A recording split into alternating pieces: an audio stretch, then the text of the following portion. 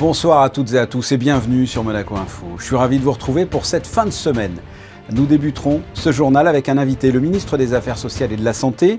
Nous aborderons plusieurs sujets avec lui, dont l'arrêt du CTTR, le chômage total temporaire renforcé qui avait été mis en place au printemps 2020 et qui s'arrêtera fin décembre de cette année, tout comme le dispositif d'exonération partielle des charges patronales. Restez avec nous, Didier Gamerdinger nous en expliquera les raisons. De son côté, le président du Conseil national reviendra sur les lois votées dans l'hémicycle hier au soir, dont une modifiant les conditions de transmission de la nationalité monégasque par le mariage. À partir de juillet prochain, pour obtenir la nationalité monégasque, il faudra être marié 20 ans et non plus 10 ans. Et autre loi importante votée lors de cette séance publique législative concernant le harcèlement et la violence en milieu scolaire. Dans les reportages que nous vous proposerons, la 6e conférence mondiale du CIO sur la prévention des blessures et des maladies dans le sport au Grimaldi Forum jusqu'à samedi. Depuis le début de cette semaine, nous vous parlons des différents ateliers organisés dans le cadre de la Semaine européenne de réduction des déchets. Depuis lundi, un chef par jour propose une recette anti-gaspi. Aujourd'hui, nous vous présenterons le travail du chef Étiévan du Marriott à Cap-d'Aille. Et nous resterons dans le domaine culinaire pour finir avec une fête traditionnelle américaine qui se célèbre depuis 1621. Autant dans l'Hexagone, le 3e jeudi du mois de novembre est synonyme de Beaujolais nouveau, autant aux États-Unis, le 4e jeudi de novembre est synonyme de Thanksgiving. Et pour débuter ce journal, nous sommes avec le ministre des Affaires sociales et de la Santé, Didier Gamerdinger. Bonsoir. Bonsoir. Nous allons parler ensemble du CTTR, le chômage total temporaire renforcé s'arrêtera le 31 décembre. Alors déjà, première question pour les téléspectateurs, un rappel, qu'est-ce que c'est et à quoi ça a servi pendant cette crise ? Qu'est-ce que c'est ? C'est un système d'activité partielle qui a permis de protéger les salariés et protéger les entreprises pendant la situation que nous avons traversée. Puisque les entreprises étaient confrontées à une moindre activité, voire pas d'activité du tout, quand il y a eu des fermetures obligatoires au mois de mars et au mois d'avril de l'année dernière. Et dans le même temps, ces entreprises qui ne pouvaient plus travailler étaient confrontées à la nécessité de maintenir un lien d'emploi avec leurs collaborateurs et collaboratrices. D'où l'idée de maintenir un revenu pour les salariés, et ce revenu en réalité était donc versé par l'employeur et remboursé par l'État. C'est un système d'activité partielle soutenu financièrement sur fonds publics. Et on peut déjà dresser un bilan, combien de personnes ont bénéficié du CTTR ? C'est un système qui a été extrêmement efficace puisque dans les premiers temps de l'épidémie l'année dernière, il a permis de préserver la situation de 22 000 de nos salariés. 22 000 salariés, c'est considérable, c'est pratiquement 30% des personnes travaillant en Principauté de Monaco. Et puis, évidemment, l'activité revenant progressivement, accompagnée et encouragée par le gouvernement, le recours au CTTR a été progressivement diminué, de sorte que l'été dernier, nous n'avions plus que 6-7 000 personnes encore dans ce système. Et à l'heure actuelle, nous avons 700 salariés qui, de façon très épisodique, peuvent être placés dans ce type de situation. Donc à partir du 31 décembre, on stoppe le CTTR, c'est bien ça ? Le constat du gouvernement, en lien avec les partenaires sociaux au demeurant, c'est le fait que le CTTR aujourd'hui n'est plus un outil nécessaire, puisque comme je vous l'ai indiqué, il y a beaucoup moins de recours à ce type de dispositif, et donc il a été considéré qu'il était légitime que le CTTR s'arrête en laissant un délai suffisant. C'est la raison pour laquelle il demeurera en application jusqu'au 31 décembre prochain, en précisant cependant que si la situation sanitaire devait imposer d'impacter tel ou tel secteur d'activité, de suspendre telle ou telle activité économique, eh bien évidemment il serait maintenu ou réactivé pour le secteur, pour la branche ou pour le type d'activité concernée. Nous continuons à protéger les entreprises et protéger les salariés comme nous l'avons fait jusqu'à présent. Il va y avoir d'autres changements également prochainement dans le domaine de l'aide à l'emploi. C'est le remboursement des charges patronales également, c'est ça ? L'idée, c'était de considérer que l'employeur doit acquitter des charges sociales, évidemment, dans le cadre de la rétribution qu'il verse à ses salariés, et l'État, de son côté, a supporté la moitié des charges considérées, à la condition, avions-nous dit à l'époque, évidemment, que l'employeur s'engage à ne pas licencier son personnel. Donc c'était une sorte de contrat gagnant-gagnant. L'État paye une partie des charges sociales, l'employeur s'engage à ne pas licencier. Et c'est un système qui a très bien fonctionné et qui, de la même façon, comme le CTTR, va prendre fin au 31 décembre prochain. Vous êtes donc ministre des Affaires sociales, mais aussi de la Santé. Quel est votre état d'esprit face à cette 5e vague en principauté? Parce que l'on a vu les nombres de cas augmenter ces derniers jours. Quel est votre état d'esprit? Nous regardons attentivement quelle est la situation en principauté de Monaco. Chacun chez nous a pu observer que nous sommes confrontés à un rebond épidémique. Ce rebond épidémique est non seulement sensible, mais il est violent. Et donc, ça doit nous conduire à remettre en application ou nous remémorer les gestes incontournables qui permettent de nous protéger tous et protéger nos proches, c'est-à-dire porter le masque, respecter les gestes barrières. Non, il ne faut pas se faire la bise, non, il ne faut pas se serrer la main, il faut être attentif, il faut que l'on pense à protéger nos proches et que l'on pense à protéger nos aînés. Cela repose entre nos mains, donc il est important que chacun considère qu'il est concerné par ce rebond épidémique et qu'il doit prendre sa part de cette solidarité collective qui consiste ensemble à être confrontés au virus et à trouver des solutions qui nous conviennent. Et puis il y a une réunion du comité mixte aujourd'hui en fin de journée. Des annonces devraient être faites cette fin de semaine. Nous y reviendrons évidemment. Didier Gamerninger, merci d'avoir répondu à nos questions. Je vous en prie, à bientôt. À bientôt. La suite de cette édition avec le point sur l'information de Julia Vial. Bonsoir. Bonsoir Fabien, bonsoir à toutes et à tous. Ce 25 novembre est la journée internationale pour l'élimination de la violence à l'égard des femmes. À cette occasion, une rencontre dédicace a été organisée hier soir à la bibliothèque Louis Notary. Deux romancières engagées ont ainsi proposé un regard croisé de leurs livres, avec notamment l'œuvre de Colombe Schneck intitulée « Deux petites bourgeoises » qui raconte l'amitié entre deux femmes pendant plus de 40 ans, et Mariam Majidi avec son roman « Pour que je m'aime encore » qui là raconte son adolescence en banlieue parisienne et ses combats pour s'intégrer et s'émanciper.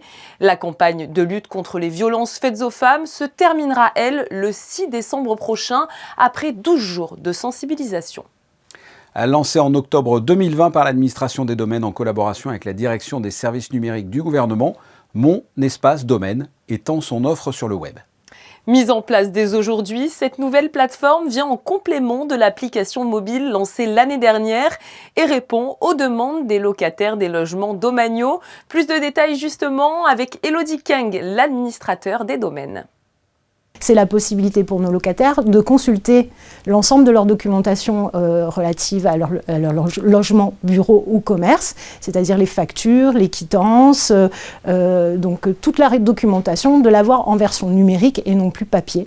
Il y aura donc sur le site internet l'ensemble de ce qui existe aujourd'hui sur l'application mobile et en plus la possibilité d'effectuer un certain nombre de demandes auprès de l'administration des domaines. Et un deuxième point qui est très novateur et qui est franchement intéressant, c'est que nous allons pouvoir envoyer des informations sur l'actualité de l'immeuble. Ça va permettre aux personnes très concrètement de recevoir sur leur application mobile le fait qu'il y a des travaux dans leur immeuble par exemple, ou on va imaginer certainement d'autres choses à leur signifier par ce nouveau moyen de communication. Pour ce faire, rien de plus simple, il vous suffit de remplir un formulaire que vous pourrez retrouver sur le site de l'administration des domaines, sans oublier de vous munir de votre numéro de compte locataire, un numéro qui se trouve sur vos factures. Merci Julia, on vous retrouvera un peu plus tard dans ce journal pour la suite de l'actualité en bref. Hier au soir avait lieu une séance publique législative, plusieurs lois ont été adoptées. Nous sommes avec le président du Conseil national, bonsoir. Bonsoir Monsieur Bonilla. Je l'ai dit, plusieurs lois votées, dont peut-être la plus sensible, qui modifie les conditions de transmission de la nationalité monégasque par le mariage. Pourquoi passer aujourd'hui de 10 à 20 ans ? Nous avons estimé qu'il était de notre devoir de prendre nos responsabilités. En effet, il s'agit de l'avenir de notre communauté nationale. Si la loi sur la transmission par le mariage de la nationalité n'était pas modifiée, nous aurions été donc près de 15 000 monégasques, nous sommes actuellement moins de 10 000, donc une augmentation considérable de plus de 60% d'ici 2070, donc dans les 50 prochaines années. Et donc nous nous sommes interrogés. Cette nationalité, c'est une chance extraordinaire pour nous les Monégasques de l'avoir. Elle nous donne beaucoup de droits. Tout ceci, bien évidemment, a un coût. Et surtout, notre espace est limité, puisque notre territoire ne fait qu'un peu plus de 2 km². Donc la réponse que nous avons apportée à cette question, c'est que nous ne pouvons pas laisser se croître de manière trop importante la population, ou alors il faudrait dire un jour à nos enfants et à nos petits-enfants, à nos descendants, qu'ils n'auront pas les mêmes droits que nous, et que notamment on ne pourra sans doute pas les loger tous dans leur pays. Et le fait de passer comme ça à 20 ans, qu'est-ce que ça peut changer concrètement ? Ce chiffre de 20 ans, c'est celui qui faisait le plus large consensus. Ce n'est pas rien. Grâce à cette loi, 1500, nous limiterons de 1500 personnes l'augmentation de la communauté. Donc ce n'est pas une mesurette. Voilà. Pour autant, alors bien sûr, certains ne souhaitaient pas qu'on change la loi. Oui, tout le monde n'était pas d'accord. Hein. Même au sein de la majorité, il y a eu des votes différents hier au soir et des opinions diverses. Qu'est-ce que cela vous inspire, ces divergences comme ça d'opinion ? Eh bien, écoutez, moi, je suis très fier que le Conseil national soit tout simplement le reflet des débats de l'ensemble de la communauté. 20 ans, c'est le temps qu'il faut pour partager une culture, une identité, une communauté de destin, notre attachement au prince souverain et à sa famille. Je crois qu'on a à la fois, là, avec cette loi, la possibilité d'être responsable et de mieux préserver le modèle social, mais en même temps d'être humain, d'être juste, et je répète, de maintenir l'unité des familles au bout de 20 ans de mariage. Est-ce que c'est rétroactif ? Est-ce qu'une personne qui s'est mariée il y a par exemple 9 ans et qui devrait obtenir la nationalité monégasque l'année prochaine devra attendre encore une dizaine d'années ? Non, donc ce n'est pas rétroactif. Donc les personnes mariées donc sous l'ancien régime le demeurent. Ça sera toujours 10 ans pour eux pour la nationalité. Et puis nous avons prévu un délai, car notamment avec la pandémie de la Covid, certains mariages ont été décalés. Donc en fait, la nouvelle loi nous a laissé plus de 6 mois. Donc encore, cette nouvelle mesure ne s'appliquera qu'aux mariages qui interviendront après le 1er juillet 2022. Autre loi importante, le harcèlement et la violence en milieu scolaire. Que dit cette nouvelle loi ? Que fait cette nouvelle loi pour protéger du harcèlement scolaire ? C'est un gros travail de la Commission de l'éducation, de la jeunesse et des sports de notre Assemblée.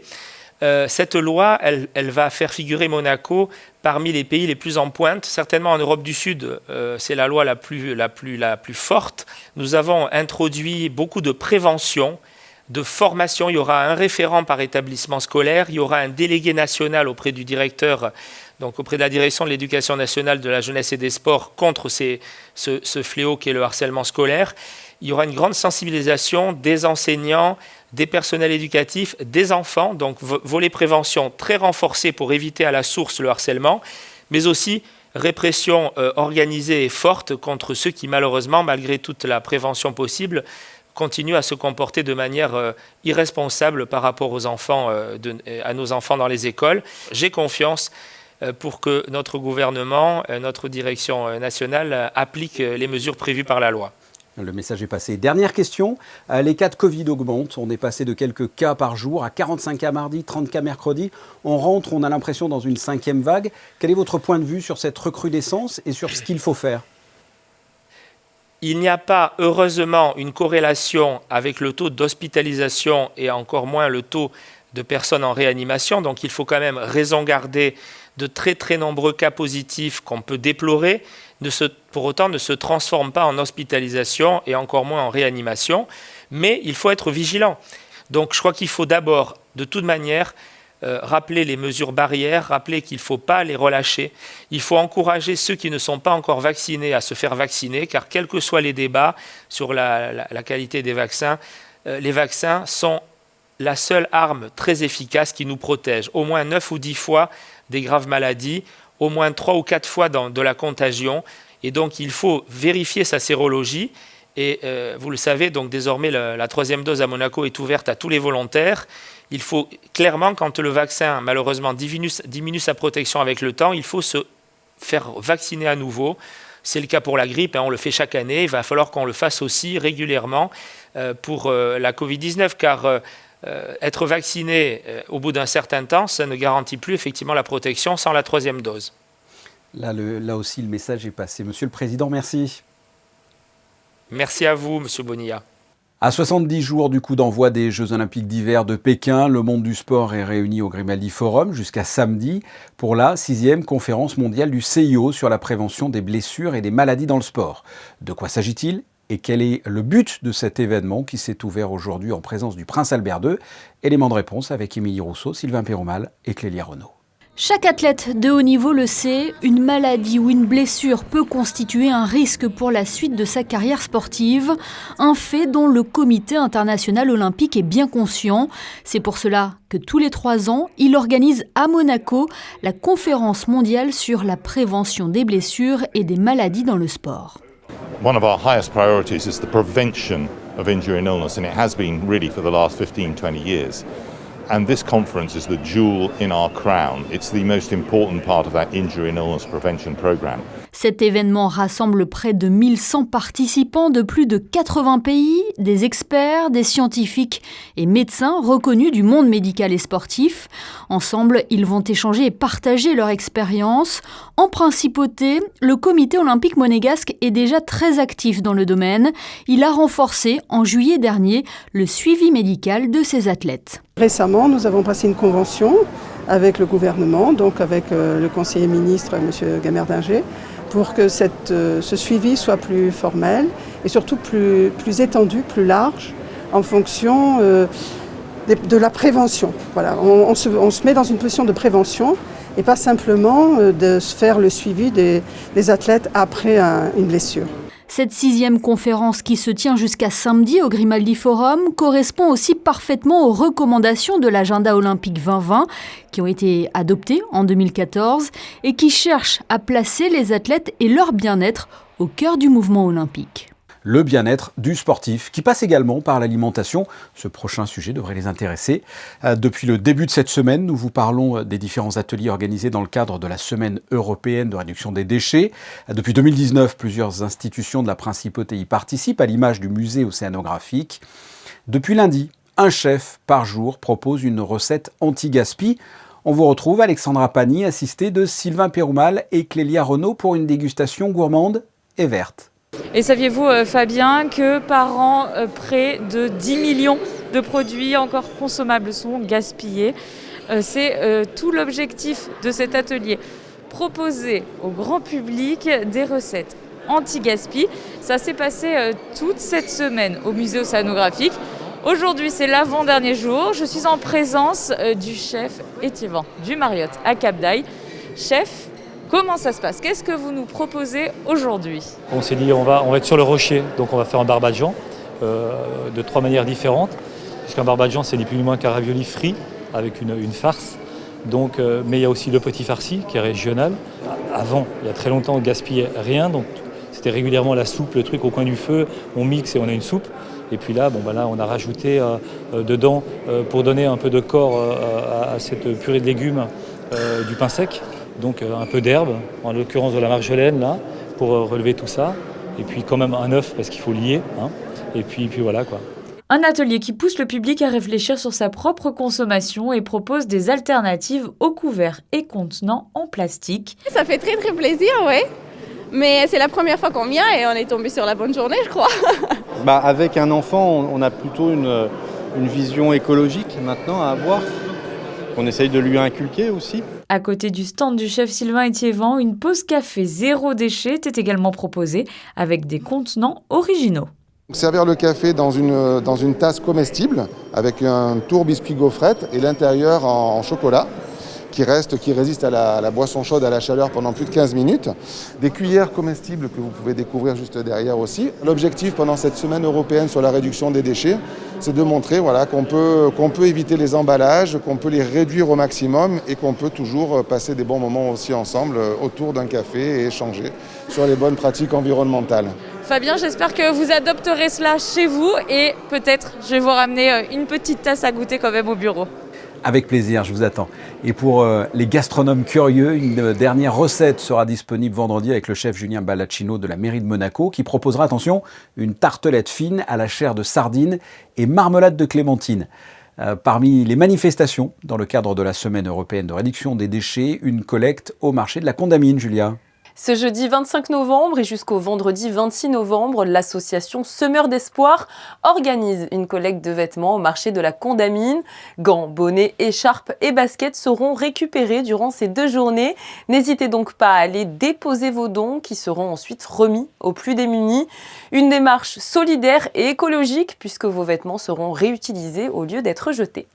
En basket, 12e journée d'Euroleague et le grand choc tant attendu ce vendredi à 20h avec la confrontation entre la Roca Team et l'Asvel à la salle Gaston Médecin.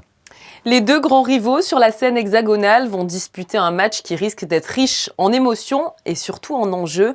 La Roca Team peut rattraper au classement l'Asvel qui de son côté aspire à conforter sa place dans le top 8. Les Monégasques, je vous le rappelle, restent sur 2 défaites en déplacement face à des gros bras de l'Euroleague, tandis que l'Asvel a été battue chez elle par le Barça vendredi dernier. Une ambiance exceptionnelle est en tout cas attendue à Gaston Médecin pour cette affiche de rêve. Cette rencontre sera aussi un événement historique, Fabien. Il s'agira de la première confrontation entre les 2 clubs sur une compétition européenne depuis la Coupe Corac de 1975. Une information pratique à vous communiquer à présent avec les parkings du port de Cala del Forte à Vintimille qui viennent d'être inaugurés. Les 582 nouvelles places de parking du port de Cala del Forte ont été officiellement ouvertes au public hier, en présence notamment du maire Gaëtan Sulino. Le parking sera composé d'emplacements en sous-sol et de places à ciel ouvert en bordure de voies publiques. 226 places seront réservées pour les plaisanciers et 46 pour les activités commerciales des quais. Des places livraison et dépose minutes seront aussi accessibles. Ces nouveaux dispositifs comprendront pour finir 2 emplacements équipés de bornes de recharge pour les véhicules électriques. Les 26 et 27 novembre, une pièce de théâtre signée Didier Caron sera à découvrir à Monaco. Rendez-vous pour cela, Fabien, au Théâtre des Variétés pour retrouver la troupe du studio de Monaco avec la pièce intitulée Un vrai bonheur. Cette œuvre met en scène la complexité des retrouvailles lors d'un mariage. La famille et les amis sont autour des mariés et traversent tour à tour la porte des réjouissances.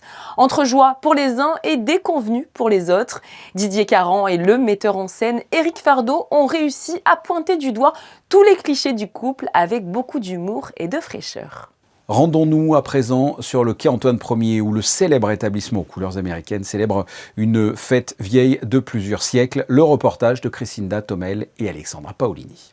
Jour férié aux États-Unis, Thanksgiving est célébré le 4e jeudi du mois de novembre, une fête familiale et de partage dont la tradition est très ancienne. Une fois que les colons sont arrivés aux États-Unis après leur première année et avec leur première école, ils ont échangé et partagé avec les Indiens du continent un repas magnifique, très copieux, où ils ont découvert beaucoup de saveurs. Et c'est devenu Thanksgiving, donc la dinde, le cornbread, la sweet potato, les oignons, cranberry, cornbread. Bon, après, chaque région aujourd'hui aux États-Unis a évolué sa recette de Thanksgiving. Donc, vous avez, je pense, un peu comme en France avec la dinde et la farce. Le stuffing est différent d'une région à l'autre. Mais c'est une très forte tradition. Aujourd'hui, si vous arrivez aux États-Unis, il n'y a personne dans les rues, tout est fermé. Et il faut être chez les gens et partager la dinde. Ouais. À Monaco comme en France, Thanksgiving peut aussi être l'occasion de partager un bon repas. Dinde farcie, purée de patates douces, oignons à la crème, pain et fameux épis de maïs, légumes, sauce cranberry. Le Stars & Bars propose tous les ans à sa clientèle le traditionnel repas américain à partager en famille ou entre amis. En famille ou entre amis, en faisant attention aux gestes barrières, bien sûr. Des nouvelles du soleil pour la météo de ce vendredi 26 novembre. Oui Fabien, il reviendra en principauté dès demain et ce durant toute la journée. Les températures seront-elles comprises entre 7 et 12 degrés. Il fera un peu plus chaud du côté de la Méditerranée puisque l'eau atteindra les 18 degrés. Demain, nous fêterons les Delphines. Merci Julia. La suite de vos programmes sur Monaco Info, mais avant cela, comme chaque jour, vos photos de fin de journal. Nous vous avons parlé dans cette édition de la semaine de réduction des déchets avec une mise en pratique du chef Sylvain Étiévent. Eh bien, ce sont des photos prises par Stéphane Dana. On se retrouve ce vendredi 19h. À très bientôt. Au revoir.